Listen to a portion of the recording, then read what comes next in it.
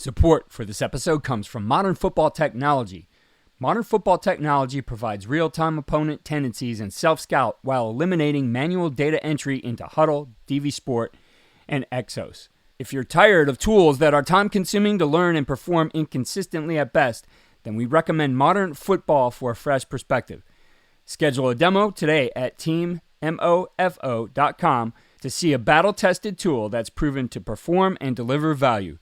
Mention Coach and Coordinator Podcast or use the coupon code CC10 to receive 10% off your first year. And listen to our recent episode featuring Folsom High School defensive coordinator Jordan Ersick to learn more about how the 2023 California State Champion uses modern football to dominate their opponents. This is Dante Bartee, defensive analyst, University of Oregon. This is Matt Drinkall from Army West Point Football, co-offensive coordinator and offensive line coach, and you're listening to the Coach and Coordinator Podcast.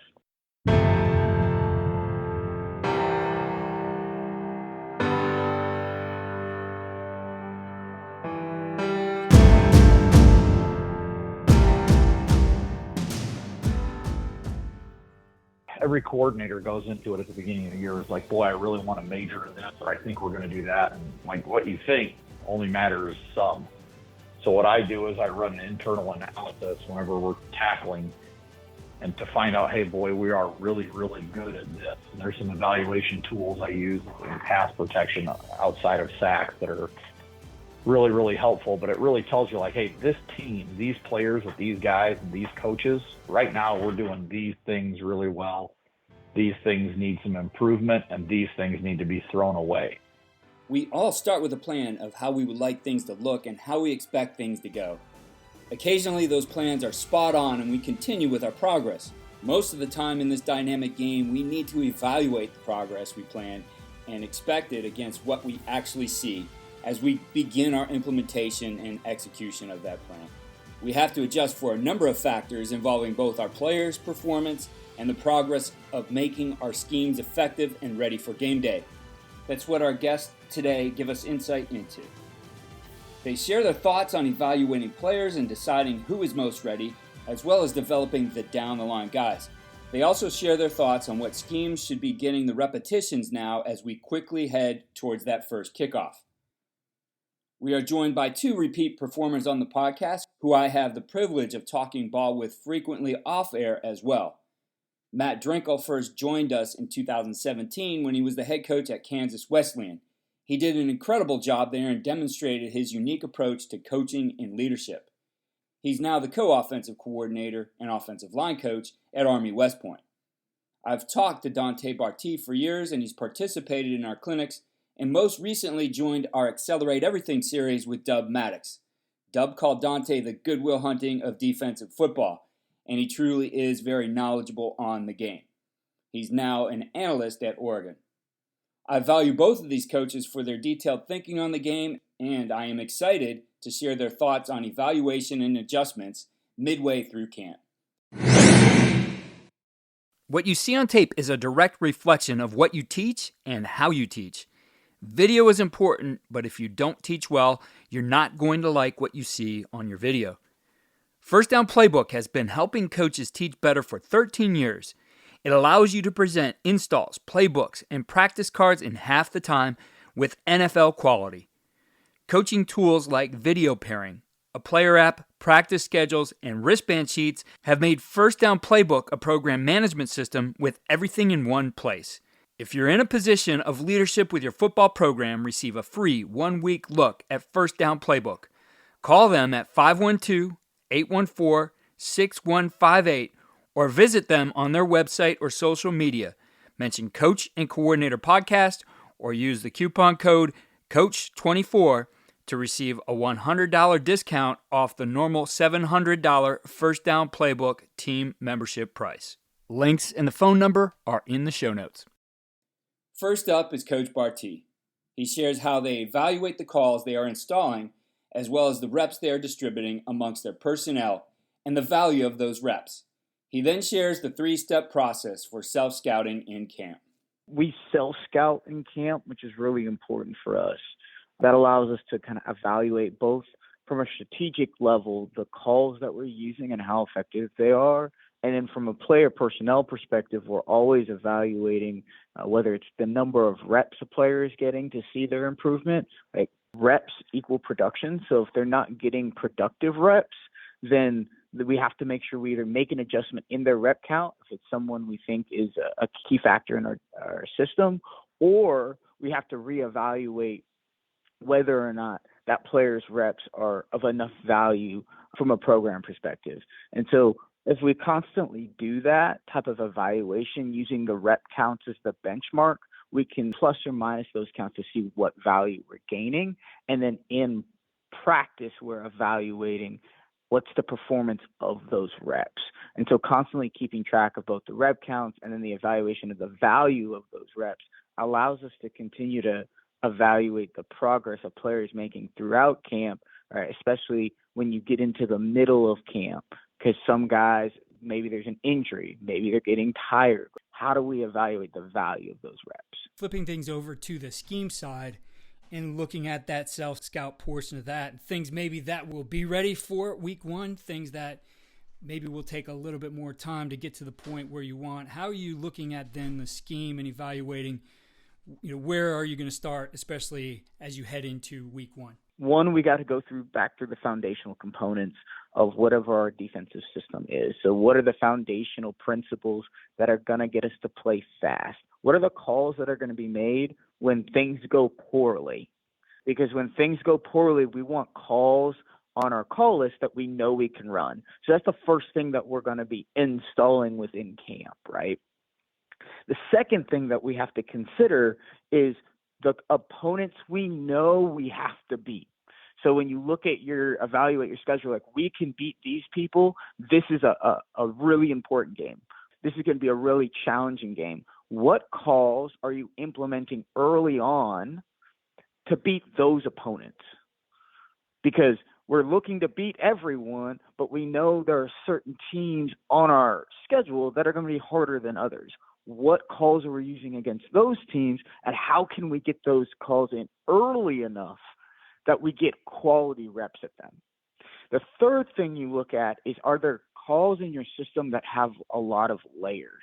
The more layered calls you have, the earlier you need to install it, because the more reps you're going to get at those calls. So if you have complex calls that may have 1, 2, 3, maybe 4 or 5 variables in them, don't put them in when you're getting ready to play the team week 8. Put them in camp, continuously practice them so you can make the mistakes in camp. So 1, what are our foundational calls? 2, what are the calls we know we're going to have on our call list to beat certain opponents that are of extreme value?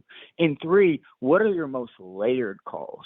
The ones you know you're going to need to practice constantly and consistently because either they have a lot of variables to them, or they're specific for particular situations. Red area, goal line, 2-minute are examples of those situations.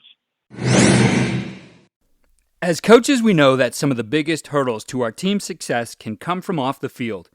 Your team needs support to tackle the endless list of expenses, uniforms, training equipment, travel, and more. But raising that money can feel like a full-time job. Thankfully, there's Vertical Raise. Vertical Raise is the premier online fundraising platform using innovative technology to create the easiest and most efficient system available. Raise more money in less time with a local fundraising coach who works with your team every step of the way to customize the ideal fundraiser.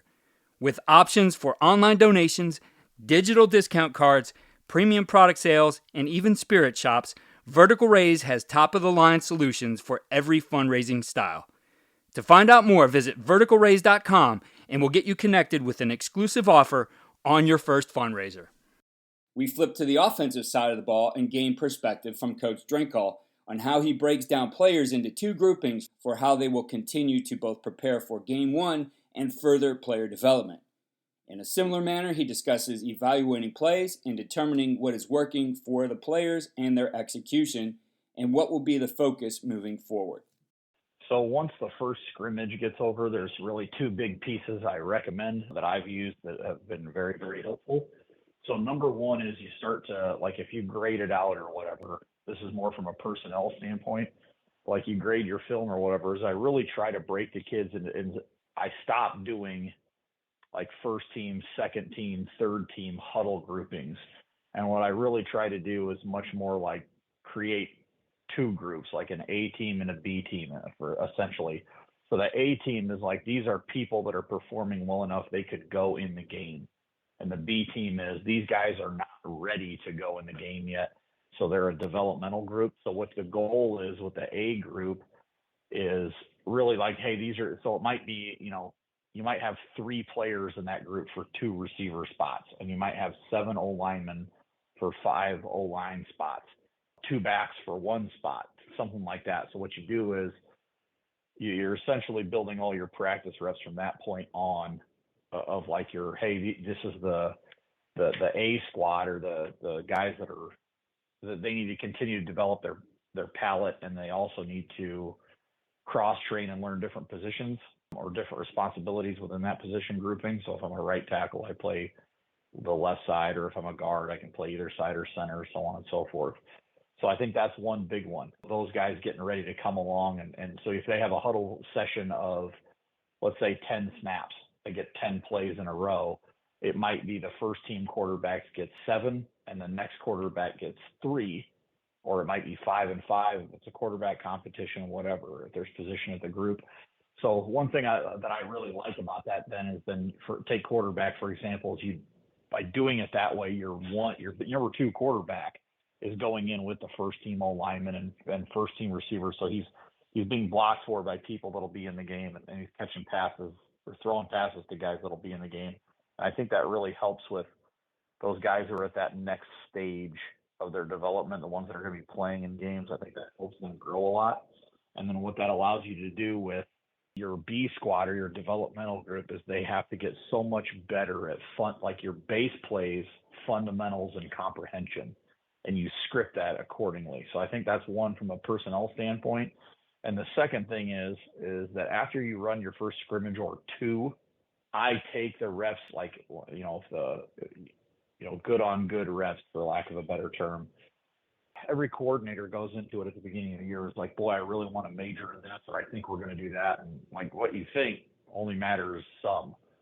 So what I do is I run an internal analysis whenever we're tackling, and to find out, hey, boy, we are really, really good at this. And there's some evaluation tools I use in pass protection outside of sacks that are really, really helpful. But it really tells you, like, hey, this team, these players with these guys and these coaches, right now we're doing these things really well. These things need some improvement, and these things need to be thrown away. And then to me, the toughest part schematically you have as a conversation is like, boy, we're not really good at this. Well, we got to make a decision because we're at a crossroads. Do we want to continue to invest and get better at it, or is this something we need to scrap and shelf until it can be reworked with either teaching adjustments or player execution adjustments? But those are really the 2 big things I do that, like, once you're in the middle of camp or partway through it, that have helped me continue to build a good offense. These 2 coaches are a wealth of information. Be sure to check our show notes in the description, as well as on coachandcoordinator.com for related episodes and links to their clinic presentations. You can't go wrong having these resources in your library. Keep joining us all season long for shorter episodes which share multiple perspectives on timely issues that come up throughout the season. Also follow us on Twitter at Coach K. Grabowski.